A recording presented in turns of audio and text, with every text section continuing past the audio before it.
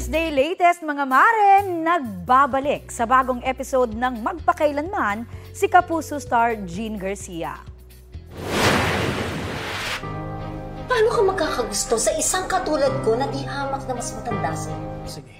Bold and fierce love story ang tampok sa darating na episode na I Love You Tita sa Sabado. Kasama riyan si Rafael Rosel, Mia Pangyarihan at Shermaine Santiago. Tatakbo ang storya sa pagluluksa ng karakter ni Jean na matapos mamatayan ng mister ay makakarelasyon ang asawa ng kanyang anak-anakan. Saan kaya hahantong ang kanilang relasyon? Alamin yan sa Sabado 8:15 p.m. sa GMA. Mapapanood din yan ng Global Pinoy sa GMA Pinoy TV.